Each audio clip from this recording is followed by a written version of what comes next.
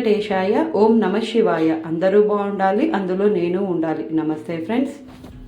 తెల్లవారుజాము 4 గంటలకు లేచి అభిషేకం చేయడానికి వెళ్ళేవారు. అన్ని ఏర్పాట్లు జరిగి ఉండేవి. అభిషేకం చేసి చిన్న గ్లాస్తో తీర్థం తెచ్చి అమ్మ పంచం దగ్గర పెట్టి వెళ్ళిపోయేవారు. Every minute ప్రషస్. ఆయన నడుస్తూ 10 అడుగులు 5 అయ్యేటప్పటికి విజయనరసింహ హోమ్కి వెళ్ళేవారు. అప్పటికి 100 మంది నుంచి ఉండేవారు తెల్లవారకట్ట ఊళ్ళ నుంచి వచ్చి. రాత్రి 10 వరకు ఆయన పేషెంట్స్ని చూసి ఇంటికి వచ్చి అమ్మ మంచం మీద కూర్చుని అమ్మ చెయ్యి ఇలా పట్టుకుని, ఏమ్మా ఇవాళ నీ కోడలు బొబ్బట్లో నేను తినవా? ఏం తింటాను రా, షుగర్ భయం. నీకెందుకమ్మా నేను ఉండగా, తిను ఓ బొబ్బట్టు పట్టరావే అని 2 ముక్కలు అమ్మకి పెట్టి, అమ్మ నేను వేస్తాను కదా టాబ్లెట్ అని ఓ టాబ్లెట్ వేసేసి అమ్మతో 4 మాటలు మాట్లాడి పక్క పక్క పక్క పక్క నవ్వి పడుకుంటే, నేను ఒకసారి వాళ్ళ ఇంటికి వెడితే వాళ్ళ అమ్మగారు అన్నారు నాతో, నాయన శరీరంలో ఓపికండి బతికాను అనుకుంటున్నావా? నా కొడుకు రాత్రి ప్రతిరోజు వచ్చి కూర్చుని అమ్మ అమ్మ అంటూ మాట్లాడిన మాటలకు బతుకుతున్నానయ్యా అన్నారు. అది ఆదర బుద్ధి. అమ్మ నిన్ను ఏదో ఎత్తుకుపోతుంది నీ దగ్గర అనుకోవడం నీ కర్మ, అది నీ బుద్ధి ఎందొచ్చిన జాడ్యం. తండ్రి నీ డబ్బేదో పట్టుకుపోతాడు అనుకోవడం నీ జాడ్యం, అది నీకొచ్చిన తప్పు, నువ్వు దిద్దుకోవాలి. నీకు జ్వరం వస్తే నువ్వు మందేసుకున్నట్టు ఈ శాస్త్ర విషయంలో నీకు అవగాహన దోషం వస్తే నువ్వు నేర్చుకోవాలి. కానీ అది తిన్నగా పిల్లల తప్పని నేను చెప్పను. సవకబారు అన్నీ మనం పిల్లలకి చూపిస్తున్నాం. ఏవి చూపించకూడదో అవన్నీ చూపించి అది బాగుండాలని మీరు కోరుకునే అధికారం మీకు ఎక్కడుంది? మీరు ఏది చూపించకూడదో చూపించకుండా ఉండడం సమాజం యొక్క ప్రధానమైన కర్తవ్యం. అప్పుడు పిల్లలు బాగుండాలని కోరండి. అయినా ఇంకా పిల్లలు బాగుంటున్నారంటే వాళ్ళది గొప్పతనం. కాబట్టి తల్లి తండ్రి అంత గొప్పవాళ్ళు. ప్రెసిడెంట్ ఆఫ్ ఇండియా చేశాడు మహానుభావుడు, ప్రపంచం చేత కీర్తింపబడ్డాడు అబ్దుల్ కలాం గారు. వింగ్స్ ఆఫ్ ఫైర్ రాసుకుని ప్రిఫేస్లో రాసుకున్నాడు, అమ్మ ఒకనాడు నేను రామేశ్వరంలో ఆకలితో ఉండి చదువుకుంటూ నీ దగ్గరికి వచ్చి చపాతీ పెట్టమంటే 2వ ప్రపంచ యుద్ధంలో గోధుమలు దొరకని రోజుల్లో నువ్వు నాకు వేడివేడిగా పొయ్యి మీద వేసి నా కడుపు నిండడానికి నువ్వు తినడం మానేసి నువ్వు పెట్టినటువంటి గోధుమ రొట్టెల వలన కలిగిన రక్తం చేత పొందినటువంటి ప్రేరణతో ఈ దేశ రక్షణ కొరకు ఉపగ్రహములను నిర్మించి భారత రాష్ట్రపతి అనిపించుకున్న ఈ అబ్దుల్ కలాం ఏదో ఒకనాడు ఈ శరీరాన్ని విడిచిపెట్టి నువ్వు ఉన్న చోటికి వచ్చి నీ పాదములకు నమస్కరిస్తాడమ్మా, నీ పాదములకు ఈ పుస్తకం అంకితం అని రాసుకున్నాడు. అది పరిణితి, అది పూజ్య భావన అంటే. అది ఎక్కడుందో అది చెప్పుకోవాలి. పనికి మాలిన లక్షణం మనకెందుకు? కాబట్టి ఆ విషయంలో నీ బుద్ధి యందు వైక్లభ్యం కలిగితే శాస్త్రం తెలుసుకున్న పెద్దలను అడుగు తప్ప. దోషం, తల్లి నిన్నేదో చేసేస్తుంది, తండ్రి నిన్నేదో చేసేస్తాడు, నువ్వు 5 రూపాయలు సంపాదించగానే తల్లిదండ్రుల పట్ల పెడభావన కలుగుతుంది అనుకుంటే అది ఆ వ్యక్తి యందు దోషం ఏర్పడిందని గుర్తు. ఆ దోషము పరిష్కరింపబడాలి. ఆ బుద్ధి అసలు మంచిదే కాదు. తల్లిదండ్రులను మించినటువంటి వ్యక్తులు లేరు. అందుకే శంకర భగవత్పాదులు ఆ మాట అన్నారు, పూజ్యోస్తు గురువు. తండ్రి ఎవరో తెలుసా? తనంత తాను గురువు. గురువు అన్న మాటకు అర్థం ఏంటో తెలుసా? బరువు అని. తండ్రికి 80 ఏళ్ళు వచ్చాయి, కొడుకు సీనియర్ అయ్యేసి అప్పటికి. ఇప్పుడు తండ్రి గొప్ప కొడుకు గొప్ప? తండ్రి శరీరముతో ఉన్నంత కాలము తండ్రి ముందు కొడుకు చిన్నవాడే. గురువు బరువు, ఎదురుకుండా ఉన్నది లఘువు చిన్నది. అప్పుడు కూడా శుభలేఖ తండ్రి గారి పేరు మీదే ఇవ్వాలి మీకు జ్ఞానం ఉంటే. ఐఏఎస్ కదా అని ఆయన పేరు మీద ఇవ్వకూడదు, కొడుకు పేరు మీద. తండ్రిని అంతలా చూడాలి. మహానుభావుడు డిస్ట్రిక్ట్ జడ్జ్ చేశారు కృష్ణయ్య గారు. తండ్రిని ఎలా చూశారండి? నిజంగా ఎంత సంతోషపడిపోయేవాళ్ళం మనం ఆయన్ని చూసి. అటువంటి తండ్రులు, అటువంటి కొడుకులు నాకు తెలుసు. కాబట్టి తండ్రి ఆయన పూజనీయుడైన గురువు. ఆయన నీ కన్న ఎప్పుడూ 4 ఆకులు తెలిసున్నవాడే. అందుకే శ్రీరామాయణంలో వాల్మీకి మహర్షి ఒక తీర్పు చెప్పారు. కొడుక్కి భార్యగా ఎవరుండాలో నిర్ణయం చేయగలిగిన అధికారి ఎవడు? తల్లి కూడా కాదు. ఎందుకో తెలుసా? తల్లిది అతి ప్రేమ. అతి ప్రేమ ఎక్కడుంటుందో శంక అక్కడ ఎక్కువైపోతుంది. అమ్మ రాశీభూతమైన ప్రేమ అన్నాను కదా. మీరు చూడండి, 8ంటికి ప్రైవేట్ నుంచి రావలసిన పిల్లాడు 8:30కు కూడా రాలేదనుకోండి, అమ్మ అంటుంది, ఏమండి వీడు ఆ సైకిల్ చక్రం బాగు చేయించుకోరా అంటే, బాగు చేయించుకోలేదు, ఏం అవ్వలేదు కదా అంటుంది. ఏం అవ్వలేదు కదా అంటే, వాడు దేన్నో బుద్ధి పడిపోలేదు కదా, కాలు ఇరిగిపోలేదు కదా, చెయ్యి ఇరిగిపోలేదు కదా, నోటితో అందం. ప్రేమ ఎక్కడ ఎక్కువో శంక అక్కడ ఎక్కువ. అందుకే అమ్మ కోడల్ని నిర్ణయం చేయడంలో శంక ఎక్కువైపోతుంది. ఈ అమ్మాయి సుఖపెడుతుందా, మా ఇద్దరినీ కలిసి ఉండనిస్తుందా, అయ్యి బాబోయ్ ఏం చిచ్చెట్టేది కదా. ఎప్పుడు శంక బెంగ ఎక్కువ కాదు. దక్షతతో ఆత్మావై పుత్రనామాసి, తన యొక్క తేజస్సే తన కొడుకు. ఆమె నా కొడుకుని సుఖపెట్టగలదు, కోడలిగా నా వంశోన్నతిని చెయ్యగలదు, మమ్మల్ని సంతోషపెట్టగలదు. ఆ కొడుకు మనోభావాన్ని అర్థం చేసుకుని కోడల్ని తేగలిగిన వాడు తండ్రి ఒక్కడే. అందుకే శ్రీరామాయణంలో చాలా మంది అనుకుంటారు ఏదో శివధనుర్భంగం అయింది, రామచంద్రమూర్తి సీతమ్మని స్వీకరించాడు అనుకుంటారు. తప్పు. అయోధ్యకాండలో అనసూయమ్మతో చెప్పింది సీతమ్మ తల్లి, మా ఆయన నన్ను అలా పెళ్లి చేసుకోలేదమ్మా, శివధనుర్భంగం చేస్తే మా తండ్రి గారు జనక చక్రవర్తి గబగబా పూర్ణ కలశం పట్టుకుని వచ్చారు, పట్టుకొని వస్తే ఆయన ఏం స్వీకరించలేదు నన్ను. ఆయన అన్నాడు, అయోధ్యాయా పితుశ్చందః అవిజ్ఞాయ పితుశ్చందః అయోధ్యాధిపతే ప్రభో. నాకు ఎవరిల్లాలుగా ఉండాలో నిర్ణయించవలసిన వాడు నా తండ్రి, నన్ను చదివించినవాడు, వశిష్ఠుడి దగ్గర బుద్ధి నేర్పినవాడు, విశ్వామిత్రుడితో పంపినవాడు, నిరంతరం నా కొరకు పూజ చేసేవాడు, నా గురుకు ప్రార్థన చేసేవాడు అయిన నా తండ్రికి నా పక్కన ఎవరు భార్యగా ఉంటే సుఖపడతానో తెలియదా? ఆయన నిర్ణయిస్తే నాకు భార్య. శివధనస్సెందుకు భంగం చేశానంటావేమో, క్షత్రియుణ్ణి ఎక్కుపెట్టే. మా నాన్నగారిని పిలిచి మాట్లాడు, మా నాన్నగారు చేసుకోమంటే చేసుకుంటా, లేకపోతే నేను ఈమెని స్వీకరించాను. ఆవిడ చెప్పింది అనసూయమ్మతో, అయోధ్యాయా పితుశ్చందః. మా తండ్రి ఉన్నాడు, ఆయన ఒప్పుకోవాలి, ఒప్పుకుంటే చేసుకుంటా, లేకపోతే చేసుకోనన్నాడమ్మా మా ఆయన. అందరూ సీతాకళ్యాణం అంటే వెంటనే అయిపోయింది అనుకుంటారు. అప్పుడు మా నాన్న దశరథ మహారాజు గారికి కబురు చేశారు. దశరథ మహారాజు గారు పిల్లని చూసి చాలా బాగుంది అనలేదు, పిల్లని చూసి చాలా బాగుందని మామగారు అనకూడదు. ఆయన ఎవరు? పిల్ల అంత చందాలి ఆయనకి ఎందుకు? పిల్ల యోగ్యత అంతే ఆయనకి కావలసింది. పిల్ల అందంగా ఉందనవలసిన వాడెవరు? కొడుకు. నువ్వు కోడల్ని కూతురులా చూడవలసిన వాడివి, పిల్ల బాగుందో బాగోలేదో నీకెందుకు? పిల్ల సంస్కారం మంచిదిరా, కుటుంబం మంచిదిరా, పిల్ల మనస్సు మంచిదిరా, అది నువ్వు పెద్దవాడిగా లెక్క కట్టవలసింది. ఇక పిల్లల్ని నువ్వు ఇష్టపడతావా, చేసుకో. ఒరే ఇన్ని ఉన్నాయి కానీ ప్రధానమైన ప్రతిబంధకం ఒకటి ఉంది, దానివల్ల నువ్వు ఆమెతో కలిసి సంసారం చేస్తే సుఖపడవు, అందుకని వద్దులే. మనోకోణంలో తీర్పు చెప్తాడు తప్ప శరీరగతమైన అందం మామగారికి ఎందుకు? దోషభూయిష్టం. అసలు మామగారు పెళ్లి చూపులకు వెళ్ళి ఆ పిల్ల బాగుంది, ఆ పిల్ల అంగుళం పొడుగ్గా ఉంది, ఆ పిల్ల తెల్లగా ఉంది, నీకెందుకు అవన్నీ? నీ కోడలా ఎవరనుకుంటున్నావు? మహాపాతకం మూట కట్టుకోకల్లా నీకెందుకు ఆమె అందచందాలు? నీ కొడుకుని అడుగు, ఎవరా నీకు నచ్చిందా? ఆ నాన్నగారంటే నాకు చాలా నచ్చిందండి, శాబాష్ పూర్ణం చేసుకో. నువ్వు సంస్కారం చూడు, అందచందాలు నీ కొడుకు చూడాలి. నువ్వు చూడకూడదు, నువ్వు చేసిన కొడుకు దగ్గరికి వెళ్ళి అమ్మాయి చాలా బాగుందిరా అంటావా? గడ్డి తినడానికి నీ వయసు దేనికది? అందుకోసం కాదు మామగారు, ఎవడు ఎలా ఉండాలో నేర్పింది శాస్త్రం. కాబట్టి అమ్మా మా ఆయన ఒప్పుకోలేదు. అప్పుడు రాముడు దశరథుడిని పిలిస్తే దశరథుడు ఏం చేశాడు? సీతమ్మని చూస్తానని సీతమ్మని చూసి బాగుందనలేదు. నేను చెప్తే నా గురించి గొప్ప అనుకుంటారు, ఇదిగో మా కులగురువుని తీసుకొచ్చా వశిష్ఠుడిని, వినండి మా వంశం గురించి అన్నాడు. వశిష్ఠుడు చెప్పాడు, ఉన్నవి లేనివి దోషాలు గుణాలు అన్నీ చెప్పాడు. అన్నీ మంచివే చెప్పలేదు. వీళ్ళ వంశంలో ఒక ఆయనకి కోపం ఎక్కువ, గురువునే శపించబోయాడు. అప్పుడు ఆ నీళ్లు ఆయన పాదాల మీద పడితే ఆయన కాళ్లే కాలిపోయి కల్మషపాదుడయ్యాడని చెప్పి అది కూడా చెప్పాడు. ఏం దాపరికం పెట్టుకోవాలా? జనకుడు తన వంశం తను చెప్పలా, పిలిచాడు పురోహితుడిని, నువ్వు చెప్పవయా మా వంశం అన్నాడు. ఇప్పుడు ఆయన చెప్పాడు. ఇప్పుడు విశ్వామిత్రుడు వశిష్ఠుడు శతానందుడు నిర్ణయం చేశారు, ఈ రెండు వంశాలు ఒకరితో ఒకరు వియ్యవందొచ్చని. పెద్దలు నిర్ణయించినారు గాన శుభలేఖమే చేసి నువ్వు ప్రేమించడం కాదు, పెద్దలు నిర్ణయించాలి. అందుకని ఇప్పుడు దశరథుడు ఒప్పుకున్నాడు, మా ఆయన నన్ను స్వీకరించాడమ్మా అంది సీతమ్మ. రామాయణం జాతికి నడవడిక నేర్పినటువంటి కావ్యం.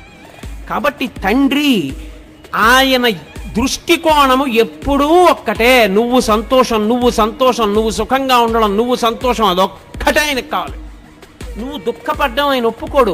అటువంటప్పుడు నీ దగ్గర డబ్బు తీసేసుకుంటాడు, నిన్నేదో చేసేస్తాడు.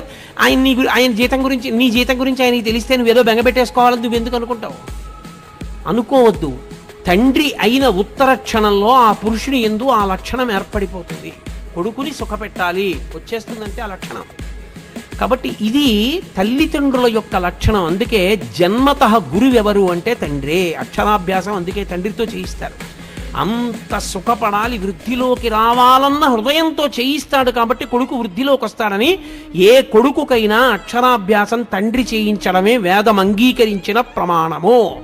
మీరు బాగా చదువుకున్నవారు కదండి, మీరు అక్షరాభ్యాసం చేయించండి అని అడగకూడదు. అసలు నన్ను ఎందరో వచ్చి అడుగుతుంటారయ్యా మీరు అక్షరాభ్యాసం చేయించండి ఒక్కసారి, మా మనవండి మా అబ్బాయి నేను చెయ్యనని చెప్తాను. నేను చెయ్యను, అలా చేయకూడదు. నువ్వెందుకు చెయ్యవు? నువ్వు తండ్రివి, నువ్వు గురువు, నువ్వు చెయ్యి అని చెప్తుంటాను.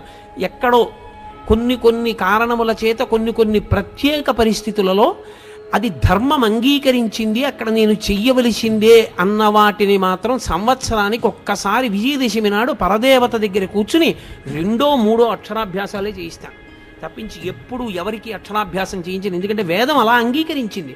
తండ్రి చేయిస్తే వాడు వృద్ధిలోకి వస్తాడు. నీకు మంత్రం ఎవరు ఉపదేశం చేశారు? ఉపనయనంలో తండ్రే. ఎందుకు చేయించారు? ఇంకోళ్ళకి తెలియదా గాయత్రి మంత్రం? తండ్రి ఎందుకు చెయ్యాలి? గురుత్వం తండ్రిది. ఆయన పూజనీయుడు. ఆయన కన్న పూజనీయుడు లోకమునందు వేరొకడు లేడు. పూజ అన్న మాటకు అర్థం ఏంటో తెలుసా? ఎవరిని నువ్వు గౌరవిస్తే నీకు గౌరవం వస్తుందో దానికి పూజ అని పేరు. నేను భగవంతుడి పట్ల కృతజ్ఞుడనై పూజ చేస్తే లోకం నన్ను పూజిస్తుంది. అయా ఈయన కృతజ్ఞత ఉన్నవాడండి అని. తండ్రికి నువ్వు నమస్కారం చేస్తే లోకమంతా నీకు నమస్కారం చేస్తుంది. కృతజ్ఞత కలిగియుండుట, పూజనీయత పొందియుండుట, పూజించుట. తనంత తాను సహజ సిద్ధముగా పూజనీయుడు ఈ లోకమునందెవరు? తండ్రియే. ఆయన ఏం చదువుకున్నాడు, ఎంత చదువుకున్నాడు, ఎంత డబ్బు ఉంది, ఏం చేశాడు అనవసరం. నీకు తండ్రి పూజనీయుడు, అంతే శాస్త్రం. ఇప్పుడు మిగిలిన వాళ్ళు తండ్రి లేకపోతే అన్నగారిది. కానీ అన్నగారి ఎంత దోషం ఉన్న వాళ్ళు ఉంటారు లోకంలో. త్యాగరాజస్వామి వారి పెద్దన్నగారు లేడు, జపేశుడు ఉన్నాడు. నేను మొన్న తిరువాయూరు వెళితే ఇప్పుడు జపేశుని యొక్క వంశంలో వాళ్ళే అక్కడ అర్చకత్వం వహిస్తున్నారు. మేము 7వ తరం వాళ్ళమండి. అయ్యో గురువుగారు మీరు వచ్చారా, రండి మా ఒకసారి త్యాగరాజస్వామి వారు తిరిగిన ఇల్లు అవి చూపిస్తామని పాపం తీసుకెళ్ళి చూపించారు. వేరు మాట అనుకోండి. కానీ అన్నగారు జపేశుడు తమ్ముడైన త్యాగరాజస్వామి వారిని ఎంతో బాధ పెట్టాడు. కానీ శాస్త్రం ఏమంటుందో తెలుసా? ఆయన తప్పు చేశాడు, ఆయన యందు దోషం. నువ్వు తమ్ముడు, అన్నగారి పట్ల నువ్వు తప్పు పట్టవద్దు. ఆయన దోషభూయిష్ఠుడై ఉన్నాడు, ఈశ్వరుడు ఆయన మీద తగిన చర్య తీసుకుంటాడు. నువ్వు నీ వైపు నుంచి నీ ధర్మాన్ని నువ్వు పాటించాలి. అన్నకు ఒక నమస్కారం చేసి వెళ్ళిపోవడమే. ఎదురుపడి తిరగబడవద్దు. అన్న చెడ్డవాడైతే ఒకనాడు మారతాడు. కానీ అసలు యథార్థమునకు మానవీయ సంబంధముల యందు అన్నదమ్ములకు ఉండవలసిన లక్షణమేమి అంటే వాల్మీకి మహర్షి రామాయణంలో ఒక మాట చెప్పిస్తారు రాముడితో. ధర్మమర్థంచ కామంచ పృథివీంచాపి లక్ష్మణ ఇచ్చాపి భవతామర్థే ఏతత్ ప్రతిశృణోమితే అంటాడు. ధర్మము, అర్థము, కామము ఈ 3 నా తోబుట్టువులు అనుభవించిన నాడు తప్ప నేను అనుభవించనన్నాడు రాముడు. అది అందుకే చిట్ట చివర పట్టాభిషేకానికి విమానం దిగినప్పుడు క్షవరం చేయించుకోవయ్యా అంటే తమ్ముళ్ళ వంక చూశాడు. అడగకపోయినా అరణ్యవాసం చేయమని నా వెంట వచ్చి లక్ష్మణస్వామి జుత్తు చూడండి. రాజ్యం తల్లి తెచ్చి ఇచ్చినా అక్కర్లేదని నందిగ్రామంలో కూర్చుని మహానుభావుడు పాదుకలు సింహాసనం మీద పెట్టి పరిపాలించిన భరతుడి జుత్తు చూడండి. వాళ్ళు జుత్తు తీసుకోకుండా నేను జుత్తు ముందు తీసుకుని సహేగంగా తయారవనా? ముందు తమ్ముళ్ళకి తీయండి, తర్వాత నేను తీసుకుంటానన్నాడు. అది అన్నగారంటే. ఉండరా దోషభూయిష్టమైన అన్నదమ్ములు ఉంటారు, కానీ లోకంలో ఆదర్శవంతమైన అన్నదమ్ముల్ని తీసుకోవాలి. అందుకే శ్రీరామాయణ కావ్యం ఒక్కటే లోకమునకు ఎన్నో నేర్పుతుంది. మీరు చూడండి, వాలి సుగ్రీవుడు భార్యను కూడా వాలిత్తుకుపోతాడు. అదో అన్నదమ్ములు. వాలి చచ్చిపోయాడు, సుగ్రీవుడు మిగిలాడు. రావణ విభీషణ కుంభకర్ణులు. విభీషణుడు ధర్మాత్ముడు, ఎంత చెప్పాడో అన్నయ్య వద్దన్నయ్య, అన్నయ్య వద్దన్నయ్య. తమ్ముడు చెప్పాడు, వినలేదు, బయటికి గెంటేశాడు. రావణుడు చచ్చిపోయాడు, కుంభకర్ణుడు చచ్చిపోయాడు, విభీషణుడు మిగిలాడు. ఈ విభీషణుడు ఈ సుగ్రీవుడు రామపట్టాభిషేకానికి వచ్చారు. విమానంలోంచి రామచంద్రమూర్తి కిందకి దిగుతున్నారు. భరతుడు పరుగున వెళ్ళి నేల మీద పడి నమస్కారం చేసి చెప్పుల జత తీసుకొచ్చి, అన్నయ్య 14 ఏళ్ళు అడవుల్లో తిరిగావన్నయ్య నా వల్ల, మా అమ్మ కోరబట్టి, అన్నయ్య తొందరగా చెప్పులు వేసేసుకో అన్నయ్య అని కాళ్ళ కింద చెప్పులు పెట్టాడు. మొదట ఏడిచిన వాళ్ళు ఎవరో తెలుసా? సుగ్రీవుడు, విభీషణుడు. అరే అంత తపస్సు చేసినవాడు రామ, అన్నయ్య 3 లోకములను శాసించినవాడు చచ్చిపోయాడు రా, అనవసరంగా అన్నీ చెప్పేశాను, ఇలా మేము కలిసి ఉండలేకపోయాను రా, ఆ అన్నయ్య చచ్చిపోయాడు. ఎంత గొప్పవాడు రా కుంభకర్ణుడు. పాపం నిద్రపోతూ లేచి అన్నం తిని పడుకునేవాడు రా, బ్రహ్మగారి శాపానికి చచ్చిపోయాడే. కళ్ళొత్తుకున్నాడు. సుగ్రీవుడు, అరే ఇంద్రాంశలో పుట్టాడు మా అన్న, ఏడి చచ్చిపోయాడు అని తమ్ముడు కళ్ళొత్తుకున్నాడు. నువ్వు కలిసి ఉన్న అన్నదమ్ముల్ని చూసి నువ్వు ఏడిచే రోజు తెచ్చుకోకు. నువ్వు కూడా కలిసి ఉండడం జీవితంలో నేర్చుకో. కానీ ఒక్కటి మాత్రం నేను యథార్థం చెప్తున్నాను, ఇది చెప్పినంత తేలిక మాత్రం కాదు. ఎందుకో తెలుసా? అన్నగారు మహాధర్మాత్ముడైతే అన్నగారి మొహం చూడడానికి ఇష్టపడని తమ్ముళ్ళు నాకు తెలుసు. ఆయన మహాధర్మాత్ముడు. ఆయన తమ్ముడు సొమ్మెత్తుకుపోయేవాడు, తమ్ముడు పాడైపోవాలని కోరుకునేవాడు కాదు. ఎప్పుడూ తమ్ముడు వృద్ధిలోకి రావాలని కోరుకునేవాడే. అయినా అన్నగారి ముఖం చూడని తమ్ముళ్ళు నాకు తెలుసు. తమ్ముడు చాలా యోగ్యుడే, కానీ తమ్ముడి ముఖం చూడని అన్నలు నాకు తెలుసు. అటువంటి వాళ్ళు మాత్రం నా ఎరుకలో ఉన్నారు. దీనికి పరిష్కారం ఎవరి చేతిలో ఉందని అడిగారు. తల్లిదండ్రులు చూస్తారు. వాళ్ళ తృప్తి కొరకు నువ్వు చెయ్యాలి. అందుకే ఎంత కొట్టుకు చచ్చిపోయినా ఒక్కసారి మాత్రం కలుసుకోమని చెప్పింది శాస్త్రం. అప్పుడు కూడా కలుసుకోకపోతే ఇక ఆ అన్నదమ్ములు మేము ఫలానా వారి కొడుకులవండి అని చెప్పుకోవడానికి అనర్హులు. తండ్రి కానీ తల్లి కానీ చనిపోయిన రోజు వస్తే అన్నదమ్ములు ఆ రోజున కలిసి ఆ ముందు పుట్టినవాడి చెయ్యి కింద పెట్టి వెనక పుట్టిన వాళ్ళు పైన చేతులు పెట్టాలి.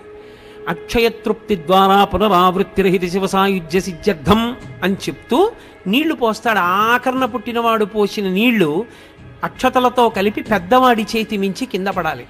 తండ్రి అప్పుడొచ్చి చూస్తాక, అరే ఇద్దరిని కన్నాను, పెద్దవాడు తద్దినం పెడుతున్నాడు, నీళ్లు విడిచిపెడుతున్నాడు, వాడు రాడు, వీడు పిలవడు, వీడు బుద్ధి చెప్పలేదు, వీడు గట్టిగా చెప్పలేదు, వీడిది తప్పే అని ఏడుస్తూ పుచ్చుకుంటాట నీళ్లు. మరి 3 తరాలు ఉండద్దు దక్షిణ దిక్కున పితృస్థానంలో. కాబట్టి అన్నదమ్ములన్న వాళ్ళు తమని కన్నవాళ్ల యొక్క కనీస గౌరవాన్ని దృష్టిలో పెట్టుకున్నప్పుడు 50 ఏళ్ళు వచ్చేసాయి అన్నకి, ఎన్నాళ్ళు ఉంటాడు? మహా ఉంటే మీ ఇంట్లో ఉన్న ఆయుర్దాయాన్ని దృష్టిలో పెట్టుకున్నప్పుడు ఇంకో 15 ఏళ్ళు ఉంటాడు.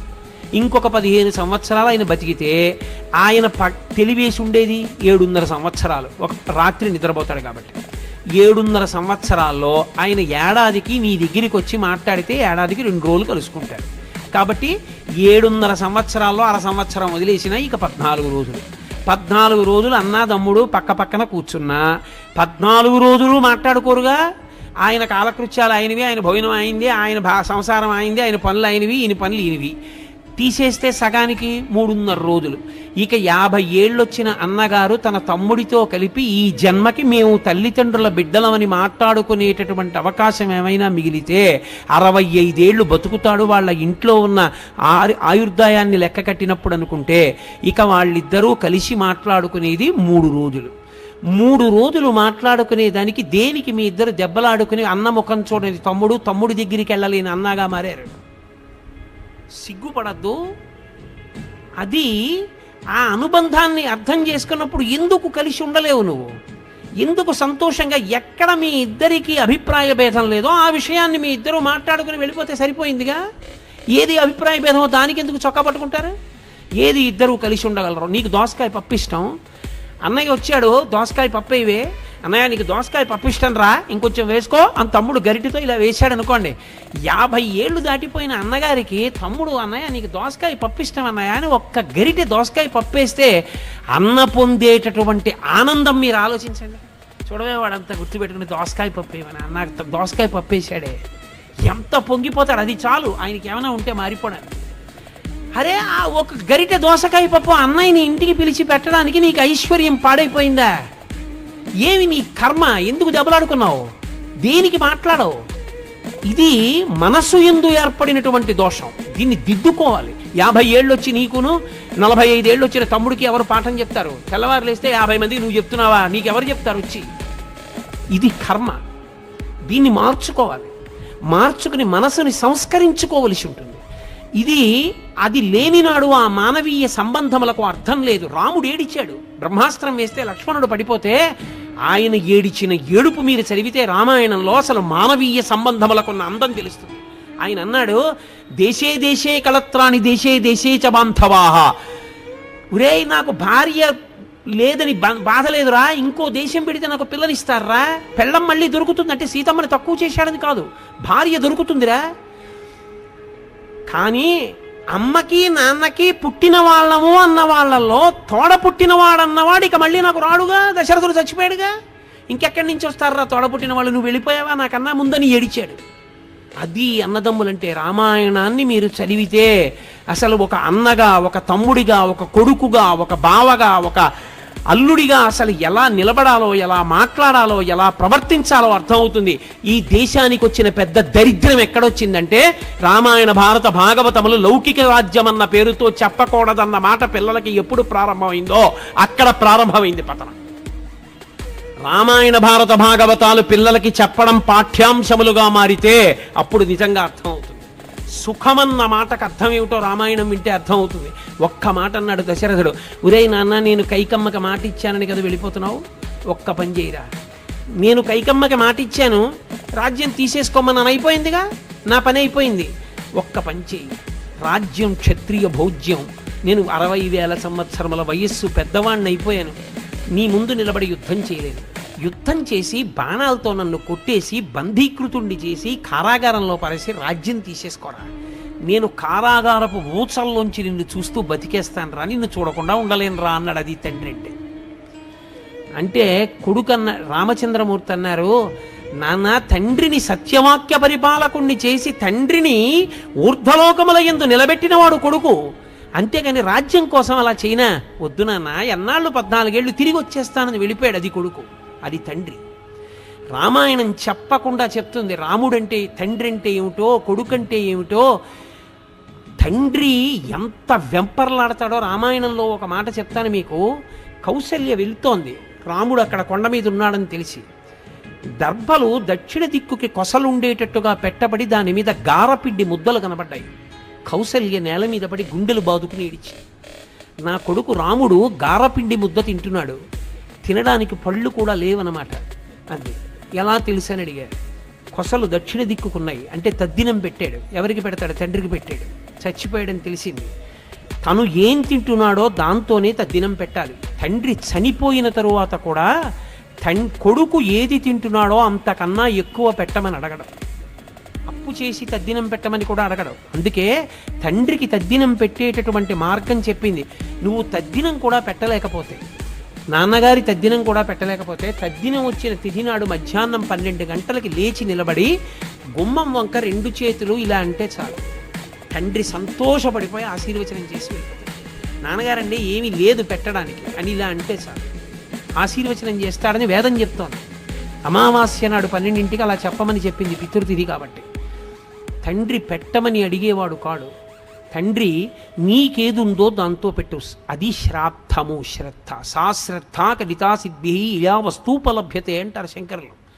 అది తండ్రితనం అంటే. శరీరం విడిచిపెట్టాక కూడా కొడుకు గురించి అలా ఆలోచిస్తాడు. నా కొడుకు గారపిండి ముద్దలు తింటున్నాడు, అందుకే గారపిండి ముద్దలతో తద్దినం పెట్టాడని ఇడిచింది కౌసల్య.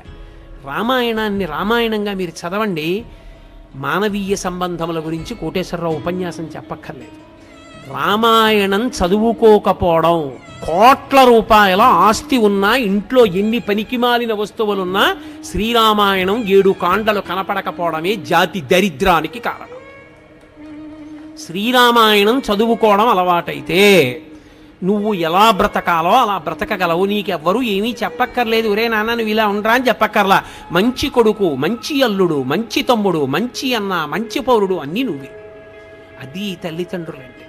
కాబట్టి తల్లిదండ్రులను నింద చేయవద్దు. పరమ పూజనీయుడు తండ్రి. ఇంకింతకన్నా ఏం చెప్పాలి తండ్రి గురించి? ఎక్కడ శాస్త్రాలు తక్కువ చేసి చెప్పాయి. నువ్వు చదువుకోపోతే నీ తప్పు. శాస్త్రం మీదకి ఎందుకు నెడతావు? తల్లితో సమానమైన స్థానము తండ్రికి కల్పించలేదు అని నువ్వు తీర్పోటా మళ్ళీని. ఎక్కడా అలా చెప్పలేదు. అలా చెబితే నేను అంగీకరించాను. ఎందుచేత ఏ పురాణము, ఏ కావ్యము, ఏ స్మృతి, ఏ ఉపనిషత్తు అలా చెప్పలేదు. తండ్రి తండ్రే, తల్లి తల్లి. అలా ఇద్దరు ఉండకపోతే ఆ బండి నడవదు.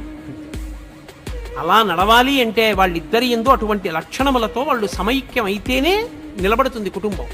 కాబట్టి అది తల్లిదండ్రులు. అది అర్థం చేసుకున్న నాడు నువ్వు వృద్ధిలోకి వస్తావు.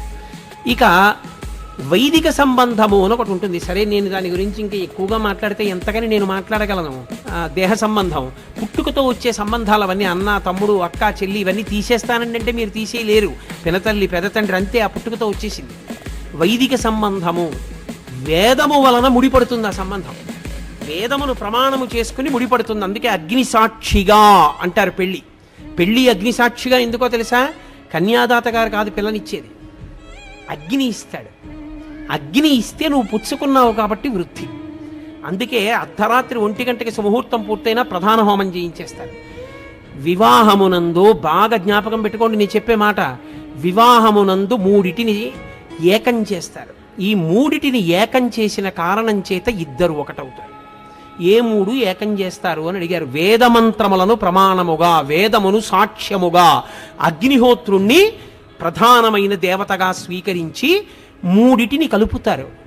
ఏకపాత్రా భోజనము, పెళ్ళైన రోజు కాదు, యథార్థమునకు భర్త తిన్న విస్తట్లో భార్య తినేది పూర్వం.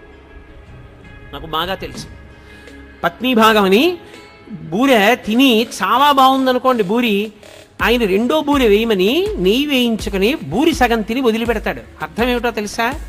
చాలా బాగుంది బూరి, నీకోసం వదిలేను. ఆ ప్రేమతో కలగలుపుకుని తింటుంది భార్య ఆ విస్తట్లో. అందరి పత్ని భాగం వదిలేడండి ఆయన అని వెటకారం ఆడతారు ఇప్పటికీ. ఓ బూరి మొక్క వదిలేశాను అనుకోండి నేను విస్తట్లో, దాని అర్థం ఏమిటంటే, ఏమో బూరి చాలా బాగుందో నువ్వు తిను అని 10 మందిలో అనలేక నేను వదిలేస్తే ఆ విస్తట్లోనే అన్నం పెట్టుకున్నప్పుడు ఆ బూరి గుర్తు అన్నమాట. 2 బూర్లు తినడానికి అన్నం తక్కువ తిను, బూర్లు బాగున్నాయి ఇవాళ అని. అందుకని ఏకపాత్రా భోజనము, పెళ్ళైన రోజు 2 పాత్రలలో భోజనం చేయరు. ఒక్క పాత్రలోనే వడ్డించి ఇద్దరిని భోజనం చేయమంటారు. ఒక విస్తరి. ఏక వస్త్రధారణము, ఇద్దరు కలిపి ఒక బట్టే కట్టుకోవాలి. అది ఎలా? అసహ్యంగా ఉండదు సభాముఖంగా. అందులో యథార్థములకు 3 రోజులు చేయాలి పెళ్లి. 3 రోజులు పెళ్లి చేసినప్పుడు మంగళ స్నానం చేయిస్తారు పీటల మీదకి తీసుకొచ్చేటప్పుడు. ఏ మంగళ స్నానం చేశారో ఆ మంగళ స్నానం చేసిన బట్టలతోటే 3 రోజులు ఉండాలి, ఇక మధ్యలో స్నానం చేయకూడదు. మంగళ స్నానం అని ఎందుకు పిలుస్తారంటే, మంగళ స్నానం వేదమంత్రం లేకుండా చేయించిన పార్వతీ పరమేశ్వరులు ఆవహిస్తారు పెళ్లి కొడుకుని పెళ్లి కూతురు. అందుకని వాళ్ళు నిత్యశుద్ధులు. ఎవరైనా జ్ఞాతి చచ్చిపోయినా ఇక వాళ్ళకి అశౌచం రాదు, 3 రోజులు నిలబడుతుంది అది. కాబట్టి 3 రోజులు ఇక స్నానం చేయరు. ఏకవస్త్రం ఎలా కట్టుకుంటారు? ఇద్దరు కలిపి ఓ బట్ట ఎలా కుదురుతుంది? అందుకని ఆమె బట్ట ఈమె బట్ట కొంగులు ముడి వేసేస్తారు. బ్రహ్మముడి పడిందిరా అంటారు. బ్రహ్మముడి పడిందిరా అంటే ఒక బట్ట కట్టుకున్నారు, ఒక పాత్ర యందు భోజనం చేశారు, అన్యోన్యంగా బతికిన దంపతులకి తాంబూలం ఇచ్చి ఏకశయ్యాగతులు అవుతారు. ఈ 3 ఏకమవడం బయట మీ ఇద్దరూ ఏకమై ఉండడం కాదు, మీ మనసులు కూడా అలా ఏకమవ్వాలని చెప్పడానికి అఘోర చక్షుహు అన్న మంత్రం చెప్తూ సుముహూర్తానికి ఒకరి కందులలో ఒకరు చూసుకుని జీలకర్ర బెల్లం పెట్టుకుంటారు. జీలకర్ర బెల్లం ఎందుకు పెట్టుకోవడం అంటే, జీలకర్ర మంగళద్రవ్యం, బెల్లం నిలవ దోషం లేని పదార్థం. రెండిటిని కలిపి నూరితే అందులోంచి ధనాత్మక విద్యుత్ వస్తుంది. అది బ్రహ్మస్థానమనందు పెట్టుకుంటే ఇద్దరి మధ్య అన్యోన్యత అంకురిస్తుంది. నేను ఇలా అన్నానని అనుకోకండి, షష్ఠి పూర్తి అయిపోయింది ఆయనకి. ఆవిడ లోకం దృష్టిలో అమ్మమ్మ అయిందేమో, ఈయనకి మాత్రం కొత్త పెళ్లి కూతురులాగే ఉంటుంది. అలా ఉండాలనే వేదమంత్రం చెప్పింది. అందుకే తాళి కట్టేటప్పుడు కాడి పెట్టి నీళ్లు పోస్తారు. హరదత్తాచార్యుల వారు వ్యాఖ్యానం చేశారు, చర్మ వ్యాధులు వచ్చి ఒంటి మీద మచ్చలు వస్తే భర్తకి భార్య ఎందు అనురక్తిపోతుంది. అలా వివర్ణము కాకుండా ఎన్నేళ్ళొచ్చినా ఆయన అనురక్తి ఆమె యందు మాత్రమే నిలబడేటట్టుగా దేవతల యొక్క అనుగ్రహాన్ని కురిపిస్తారు ఆ సమయంలో మంత్రముల చేత. అందుకని కాడితో నీళ్లు పోయించి మంగళసూత్రం కట్టిస్తారు. ఇది వేదము చేత పడిన ముడి, వేదము ప్రమాణముగా పడిన ముడి. చిత్రం ఏమిటో తెలుసా? ఈ ముడిని బట్టే నిన్ను కన్న తల్లిదండ్రుల అభ్యున్నతి కూడా ఆధారపడుతుంది. చిత్రం ఏమిటంటే, లోకంలో అన్నిటినీ దాటి పరమ పవిత్రమైపోయిన అనుబంధం ఇది భార్యాభర్తల అనుబంధమే. అందుకే విశ్వనాథ సత్యనారాయణ గారు 1000 పడగలు రాస్తూ అబ్బా ఓ మరచెంబును అడ్డుపెట్టి దాంపత్యాన్ని వర్ణించాడు మహానుభావుడు. కాబట్టి వాళ్ళిద్దరి మధ్య పెరుగుతున్న కొద్దీ అనుబంధం, మొదట్లో ఇద్దరి మధ్య ఆకర్షణ కారణం అవుతుంది, కానీ షష్ఠి పూర్తికి వచ్చేటప్పటికి ఆ దంపతుల యొక్క లక్షణం ఎలా ఉంటుందో చెప్పారు. అసలే అది కొత్తపల్లి కొబ్బరి మామిడి పండు మా గోదావరి జిల్లాలో దొరుకుతుంది. అబ్బో ఎంత రుచో! అది ముగ్గిపోయింది సువాసన. ఏదో పరక మామిడి పళ్ళు కొన్నాడు, 13 మామిడి పళ్ళు తెచ్చి పైన గడ్డేసి సర్దుతున్నాడు. కింద తేనె జాడి ఉంది, రోజు శివానికి అభిషేకం చేసుకోవడానికి పుట్ట తేనె తెచ్చాడు, అక్కడ పెట్టాడు. ఈ 13 పళ్ళు పేరుస్తుండగా ఓ పండు జారి టపుక్కుని నేతి జాడీలో పడిపోయింది. ఆయన చూసుకోలేదు, ఇలా చూసి పళ్ళన్నీ తీసి పైన పేర్చాడు. 12 ఇచ్చాడు. చూసావా ధూర్తుడు, నేను లెక్క పెట్టలేదు, 13వ పండు పోయింది, వాడు ఇవ్వలేదు అనుకున్నాడు. సరే 12 పళ్ళు తినేశాడు. ఇక సోమవారం అభిషేకం చేస్తాడు. 2 సోమవారాలు ఊళ్ళో లేడు. 3వ సోమవారం వచ్చి అభిషేకం చేద్దామని నేతి జాడీలో పాత్ర ముంచాడు. ఇప్పుడు అందులోంచి మామిడి పండు పైకి వచ్చింది.